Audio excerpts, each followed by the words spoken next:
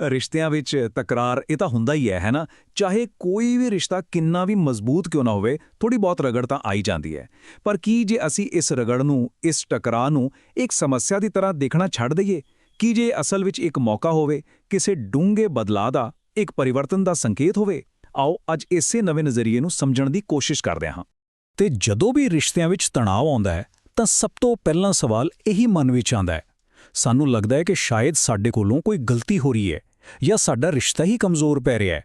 ਪਰ ਇੱਕ ਅਧਿਆਤਮਿਕ ਦ੍ਰਿਸ਼ਟੀਕੋਣ ਇਸ ਤੋਂ ਬਿਲਕੁਲ ਵੱਖਰੀ ਕਹਾਣੀ ਦੱਸਦਾ ਹੈ। ਦੇਖੋ, ਆਮ ਤੌਰ ਤੇ ਅਸੀਂ ਸੋਚਦੇ ਹਾਂ ਕਿ ਰਿਸ਼ਤੇ ਵਿੱਚ ਰਗੜ ਹੋਣਾ ਮਤਲਬ ਕੁਝ ਗਲਤ ਹੈ, ਇਹ ਇੱਕ ਅਸਫਲਤਾ ਹੈ। ਪਰ ਜੇ ਇਸ ਨੂੰ ਅਧਿਆਤਮਿਕ ਨਜ਼ਰੀਏ ਤੋਂ ਦੇਖੀਏ ਤਾਂ ਇਹੀ ਰਗੜ ਇਸ ਗੱਲ ਦਾ ਸਬੂਤ ਹੈ ਕਿ ਕੁਝ ਕੰਮ ਚੱਲ ਰਿਹਾ ਹੈ, ਕੁਝ ਵਿਕਾਸ ਹੋ ਰਿਹਾ ਹੈ।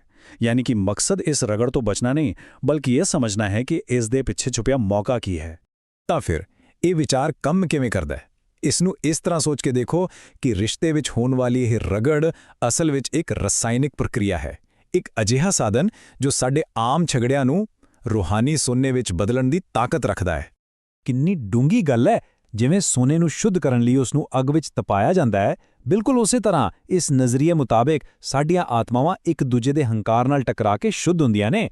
ਇਹ ਟਕਰਾਅ ਸਿਰਫ ਇੱਕ ਲੜਾਈ ਨਹੀਂ, ਸਗੋਂ ਇੱਕ ਦੂਜੇ ਦੀਆਂ ਕਮੀਆਂ ਨੂੰ ਦੂਰ ਕਰਕੇ ਇੱਕ ਦੂਜੇ ਨੂੰ ਨਿਖਾਰਨ ਦੀ ਇੱਕ ਪ੍ਰਕਿਰਿਆ ਹੈ।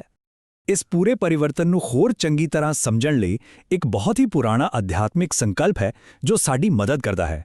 ਰਿਸ਼ਤੇ ਨੂੰ ਇੱਕ ਯੱਗ ਦੇ ਰੂਪ ਵਿੱਚ ਦੇਖਣਾ, ਇੱਕ ਪਵਿੱਤਰ ਅੱਗ। ਤਾਂ ਯੱਗ ਹੈ ਕੀ? ਸਿੱਧੇ ਸ਼ਬਦਾਂ ਵਿੱਚ ਯੱਗ ਇੱਕ ਪਵਿੱਤਰ ਅੱਗ ਹੁੰਦੀ ਹੈ ਜਿਸ ਵਿੱਚ ਅਸੀਂ ਕੁਝ ਭੇਟ ਕਰਦੇ ਹਾਂ ਜਾਂ ਆਹੂਤੀ ਦਿੰਦੇ ਹਾਂ, ਅਤੇ ਇਹ ਆਹੂਤੀ ਸਿਰਫ ਆਪਣੇ ਲਈ ਨਹੀਂ ਬਲਕਿ ਸਾਰਿਆਂ ਦੀ ਭਲਾਈ ਲਈ ਹੁੰਦੀ ਹੈ। ਇਸ ਵਿਚਾਰ ਨੂੰ ਧਿਆਨ ਵਿੱਚ ਰੱਖਿਓ ਕਿਉਂਕਿ ਇਹ ਅੱਗੇ ਬਹੁਤ ਕੰਮ ਆਵੇਗਾ। ਅਤੇ ਇੱਥੇ ਦੇਖੋ ਕਿੰਨੀ ਕਮਾਲ ਦੀ ਗੱਲ ਕਹੀ ਗਈ ਹੈ। ਇਹ ਸਿੱਖਿਆ ਸਾਨੂੰ ਦੱਸਦੀ ਹੈ ਕਿ ਸਾਡੇ ਸਭ ਤੋਂ ਕਰੀਬੀ ਰਿਸ਼ਤੇ, ਖਾਸ ਕਰਕੇ ਵਿਆਹ, ਅਸਲ ਵਿੱਚ ਉਸੇ ਮਹਾਨ ਯੱਗ ਦਾ ਸਭ ਤੋਂ ਛੋਟਾ ਰੂਪ ਹਨ। ਇੱਕ ਮੌਕਾ ਹੈ ਉਹੀ ਪਵਿੱਤਰ ਕੰਮ ਕਰਨ ਦਾ, ਪਰ ਆਪਣੇ ਘਰ ਦੇ ਅੰਦਰ।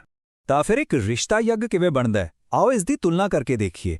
ਦੇਖੋ, ਇੱਕ ਅਸਲੀ ਯੱਗ ਵਿੱਚ ਅਸੀਂ ਜੜੀ ਬੂਟੀਆਂ ਤੇ ਅਨਾਜ ਦੀ ਆਹੂਤੀ ਦਿੰਦੇ ਹਾਂ, ਪਰ ਇੱਕ ਰਿਸ਼ਤੇ ਦੇ ਯੱਗ ਵਿੱਚ ਆਹੂਤੀ ਕਿਸ ਚੀਜ਼ ਦੀ ਹੁੰਦੀ ਹੈ? ਸਾਡੀ ਮੈਂ ਦੀ, ਸਾਡੀ ਜ਼ਿੱਦ ਦੀ, ਸਾਡੇ ਹੰਕਾਰ ਦੀ।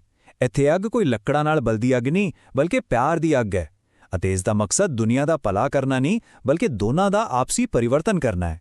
ਤੇ ਜਦੋਂ ਅਸੀਂ ਆਪਣੇ ਹੰਕਾਰ ਦੀ ਇਹ ਭੇਟ ਦਿੰਦੇ ਹਾਂ ਤਾਂ ਹੁੰਦਾ ਕੀ ਹੈ? ਇੱਕ ਬਹੁਤ ਡੂੰਘਾ ਪਰਿਵਰਤਨ। ਸਾਡੀ ਜਿਹੜੀ ਆਮ ਗੁੱਸੇ ਵਾਲੀ ਊਰਜਾ ਹੈ, ਜਿਸ ਨੂੰ ਇੱਥੇ ਮਨੁੱਖੀ ਬਿਜਲੀ ਕਿਹਾ ਗਿਆ ਹੈ, ਉਹ ਬਿਜਲੀ ਜੋ ਇੱਕਦਮ ਭੜਕਦੀ ਹੈ, ਉਹ ਬਦਲ ਜਾਂਦੀ ਹੈ ਇੱਕ ਸ਼ਾਂਤ, ਸਥਿਰ ਅਤੇ ਸ਼ਕਤੀਸ਼ਾਲੀ ਊਰਜਾ ਵਿੱਚ, ਜਿਸ ਨੂੰ ਦੈਵੀ ਚਮਕ ਕਹਿੰਦੇ ਹਨ। ਠੀਕ ਹੈ, ਇਹ ਸਾਰੀਆਂ ਗੱਲਾਂ ਸੁਣਨ ਨੂੰ ਤਾਂ ਬਹੁਤ ਚੰਗੀਆਂ ਲੱਗਦੀਆਂ ਨੇ, ਪਰ ਸਵਾਲ ਇਹ ਹੈ ਕਿ ਇਸ ਨੂੰ ਆਪਣੀ ਰੋਜ਼ ਦੀ ਜ਼ਿੰਦਗੀ ਵਿੱਚ ਲਾਗੂ ਕਿਵੇਂ ਕਰੀਏ? ਤਾਂ ਆਓ ਹੁਣ ਸਿਧਾਂਤ ਤੋਂ ਅਭਿਆਸ ਵੱਲ ਚੱਲੀਏ। ਇਸ ਨੂੰ ਅਮਲ ਵਿੱਚ ਲਿਆਉਣਾ ਬਹੁਤ ਹੀ ਸਰਲ ਹੈ। ਅਗਲੀ ਵਾਰ ਜਦੋਂ ਕਿਸੇ ਗੱਲ ਤੇ ਝਗੜਾ ਹੋਵੇ ਜਾਂ ਗੁੱਸਾ ਆਏ ਤਾਂ ਪਹਿਲਾ ਕਦਮ ਹੈ ਇੱਕਦਮ ਜਵਾਬ ਨਾ ਦਿਓ, ਬਸ ਰੁਕ ਜਾਓ। ਦੂਜਾ ਕਦਮ, ਆਪਣੇ ਅੰਦਰ ਉਸ ਗੁੱਸੇ ਜਾਂ ਹੰਕਾਰ ਦੀ ਭਾਵਨਾ ਨੂੰ ਦੇਖੋ, ਉਸ ਨੂੰ ਮਹਿਸੂਸ ਕਰੋ। ਅਤੇ ਤੀਜਾ, ਮਨ ਹੀ ਮਨ ਵਿੱਚ ਉਸ ਭਾਵਨਾ ਨੂੰ ਆਪਣੇ ਰਿਸ਼ਤੇ ਦੀ ਪਵਿੱਤਰ ਅੱਗ ਯਾਨੀ ਯੱਗ ਵਿੱਚ ਭੇਟ ਕਰ ਦਿਓ। ਇਹ ਗੱਲ ਸਮਝਣੀ ਬਹੁਤ ਜ਼ਰੂਰੀ ਹੈ। ਉਸ ਵਕਤ ਸ਼ਾਇਦ ਲੱਗੇਗਾ ਕਿ ਤੁਸੀਂ ਬਹਿਸ ਹਾਰ ਗਏ, ਕਿ ਤੁਸੀਂ ਚੁੱਪ ਕਰ ਗਏ, ਪਰ ਅਸਲ ਵਿੱਚ ਇਹ ਕੋਈ ਹਾਰ ਨਹੀਂ, ਸਗੋਂ ਇੱਕ ਬਹੁਤ ਵੱਡੀ ਅਧਿਆਤਮਿਕ ਜਿੱਤ ਹੈ। ਤੁਸੀਂ ਇੱਕ ਛੋਟੀ ਜਿਹੀ ਲੜਾਈ ਨੂੰ ਇੱਕ ਵੱਡੀ ਜਿੱਤ ਲਈ ਛੱਡ ਰਹੇ ਹੋ। ਇਸ ਪੂਰੇ ਅਭਿਆਸ ਦੇ ਪਿੱਛੇ ਜਿਹੜਾ ਸਿਧਾਂਤ ਕੰਮ ਕਰਦਾ ਹੈ, ਉਸ ਨੂੰ ਤਪ ਕਹਿੰਦੇ ਹਨ। ਜਦੋਂ ਅਸੀਂ ਗੁੱਸੇ ਵਿੱਚ ਜਵਾਬ ਦੇਣ ਦੀ ਇੱਛਾ ਤੇ ਕਾਬੂ ਪਾਉਂਦੇ ਹਾਂ ਤਾਂ ਸਾਡੇ ਅੰਦਰ ਇੱਕ ਅਧਿਆਤਮਿਕ ਗਰਮੀ ਪੈਦਾ ਹੁੰਦੀ ਹੈ। ਇਹੀ ਤਪ ਦੀ ਗਰਮੀ ਸਾਡੇ ਹੰਕਾਰ ਦੀਆਂ ਸਖਤ ਪਰਤਾਂ ਨੂੰ ਹੌਲੀ-ਹੌਲੀ ਪਿਘਲਾ ਦਿੰਦੀ ਹੈ ਅਤੇ ਅਸਲੀ ਨੇੜਤਾ ਲਈ ਜਗ੍ਹਾ ਬਣਾਉਂਦੀ ਹੈ। ਤਾਂ ਜਦੋਂ ਇਹ ਅਭਿਆਸ ਲਗਾਤਾਰ ਕੀਤਾ ਜਾਂਦਾ ਹੈ, ਜਦੋਂ ਹੰਕਾਰ ਪਿਘਲਣਾ ਸ਼ੁਰੂ ਹੋ ਜਾਂਦਾ ਹੈ, ਤਾਂ ਫਿਰ ਇਸ ਦਾ ਨਤੀਜਾ ਕੀ ਨਿਕਲਦਾ ਹੈ? ਇਹ ਰਸਾਇਣਿਕ ਪ੍ਰਕਿਰਿਆ ਆਖਿਰਕਾਰ ਕਿਸ ਤਰ੍ਹਾਂ ਦਾ ਸੁਨਹਿਰੀ ਬੰਧਨ ਬਣਾਉਂਦੀ ਹੈ? ਦੇਖੋ, ਜ਼ਿਆਦਾਤਰ ਲੋਕ ਇੱਕ ਚੰਗੇ ਜਾਂ ਉਸਾਰੂ ਰਿਸ਼ਤੇ ਦੀ ਕਾਮਨਾ ਕਰਦੇ ਹਨ ਜੋ ਨਿਯਮਾਂ, ਸਮਝੌਤਿਆਂ ਅਤੇ ਸਲਾਹ-ਮਸ਼ਵਰੇ ਤੇ ਚੱਲਦਾ ਹੈ। ਪਰ ਇਹ ਅਭਿਆਸ ਸਾਨੂੰ ਉਸ ਤੋਂ ਵੀ ਅੱਗੇ ਲੈ ਕੇ ਜਾਂਦਾ ਹੈ, ਇੱਕ ਪਵਿੱਤਰ ਮਿਲਾਪ ਵੱਲ, ਜਿੱਥੇ ਦੋ ਲੋਕ ਸਿਰਫ ਸਮਝੌਤਾ ਨਹੀਂ ਕਰਦੇ ਬਲਕਿ ਚੇਤਨਾ ਦੀ ਇੱਕੋ ਲਾਟ ਬਣ ਜਾਂਦੇ ਹਨ। ਅਤੇ ਇਸ ਅਵਸਥਾ ਦੀਆਂ ਨਿਸ਼ਾਨੀਆਂ ਬਹੁਤ ਖੂਬਸੂਰਤ ਹੁੰਦੀਆਂ ਹਨ। ਅਜਿਹੇ ਜੋੜੇ ਇੱਕ ਲੈਅ ਵਿੱਚ, ਇੱਕ ਧੜਕਣ ਬਣ ਕੇ ਚੱਲਦੇ ਹਨ। ਉਹਨਾਂ ਨੂੰ ਬਾਹਰੋਂ ਕਿਸੇ ਨਿਯਮ ਜਾਂ ਸਲਾਹ ਦੀ ਲੋੜ ਨਹੀਂ ਪੈਂਦੀ, ਕਿਉਂਕਿ ਉਹਨਾਂ ਦਾ ਅੰਦਰੂਨੀ ਮਾਰਗਦਰਸ਼ਨ ਇੱਕ ਹੋ ਜਾਂਦਾ ਹੈ। ਇੱਥੋਂ ਤੱਕ ਕਿ ਉਹਨਾਂ ਦੀ ਊਰਜਾ ਇੰਨੀ ਸ਼ੁੱਧ ਹੋ ਜਾਂਦੀ ਹੈ ਕਿ ਸਿਰਫ ਉਹਨਾਂ ਦੀ ਮੌਜੂਦਗੀ ਹੀ ਆਸ-ਪਾਸ ਦੇ ਲੋਕਾਂ ਤੇ ਇੱਕ ਚੰਗਾ, ਸ਼ਾਂਤ ਪ੍ਰਭਾਵ ਪਾਉਂਦੀ ਹੈ। ਇਸ ਲਈ ਇਹ ਸਾਰੀ ਗੱਲਬਾਤ ਸਾਨੂੰ ਇਸ ਇੱਕ ਸਵਾਲ ਤੇ ਲਿਆ ਕੇ ਛੱਡਦੀ ਏ।